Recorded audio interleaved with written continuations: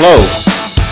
Okay, this video is the tale of the 5 saddles, and a little bit about a background, because when you review seats, you have to recognize it depends on the weight of the person, the preferences of the person, the way they ride, the kind of bike they've got.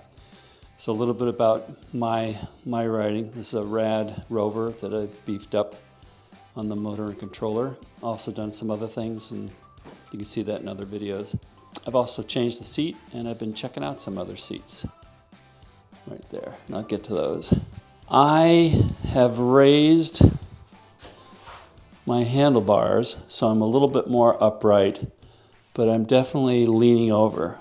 I know some people have got some of the bikes, some other models of bikes, where they're practically sitting straight up, and that's not the case here. I think that would make a difference in your preference of seat. Let's start talking about the seats. So the first one is the stock seat that comes with the radrover, and I actually found this to be fairly comfortable. But after a few miles, it was just a little bit tough on my butt. I know I'd get used to it. A zillion years ago, I used to ride on a leather saddle, but then I gave that up as I got older.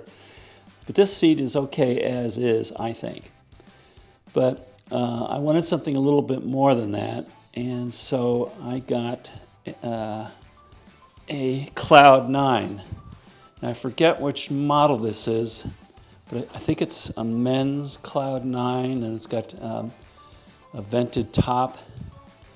And I find not only is this seat pretty well made, it's nice and squishy.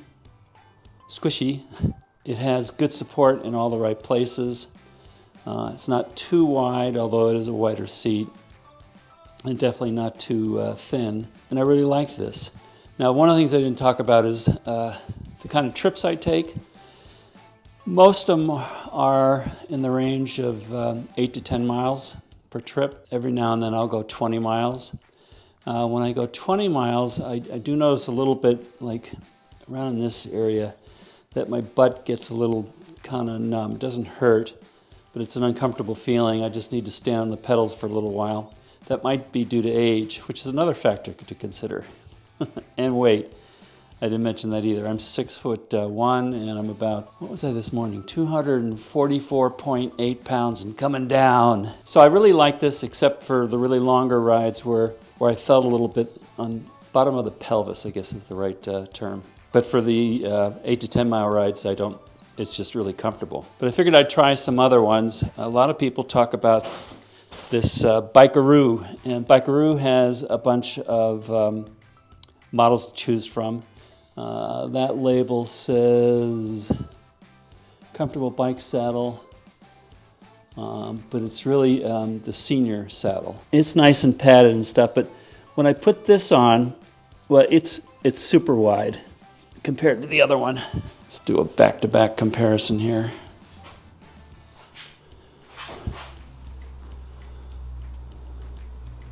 See, it's quite a bit wider. It's also, it feels like it's shorter. And it has a drastically different shape.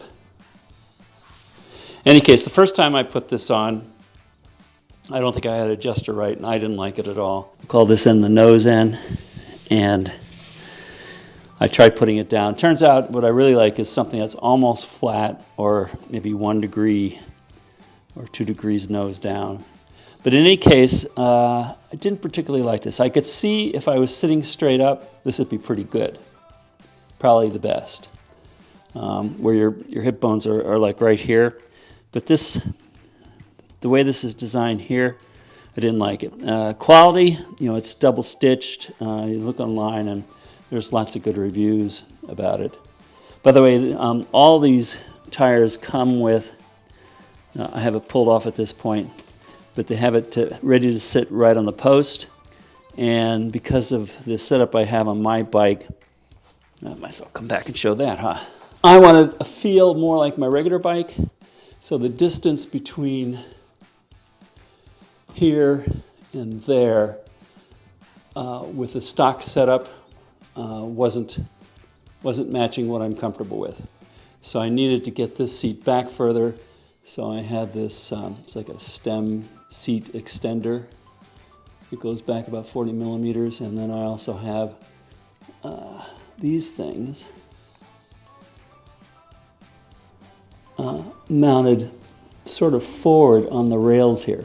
So I had to take out that down tube connector, which is not a big deal. I think if you're sitting straight up, good quality seat, and I probably would prefer this, but I don't sit that way, and it just felt too weird in the position I used. This is another Bikeroo. They say it's, when I ordered this, it said it was for men or for women, and when I got it, I thought, wait a second, and I went back online, and it's definitely for men or women.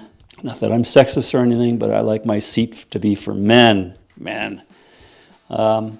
This is actually fairly close. It's like a softer version of the stock seat. This one probably would have worked fine, and it's very well made, double stitching around the sides, so I like that. This one didn't make the cut. It is somewhat cheaply made. It also feels pretty hard, and if you look at the reviews online, a lot of people complain about how it wears down and splits, and so that one's definitely a no.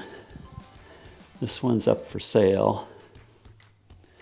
I'll never use that one. I might keep this one and try it later on, especially if I'm going to do maybe a longer trip, experiment, see if that makes a difference in this area. But one thing I can tell you is I rode my wife's bike recently, and she has the stock seat on it, which is the same as this. And after riding about 400 or 500 miles on this seat was really hard in comparison. I didn't realize that. So compared to all of these seats, if you're mainly interested in rides that are, 10 miles or less, for me anyhow, this one is really nice. It really is like riding on a cloud nine. So at the end of this exercise, all these go back except for the one Bikeroo, and I'll keep riding with this, and we'll see what happens with whatever I'm feeling in here at the longer distances. So I hope you got some value out of that.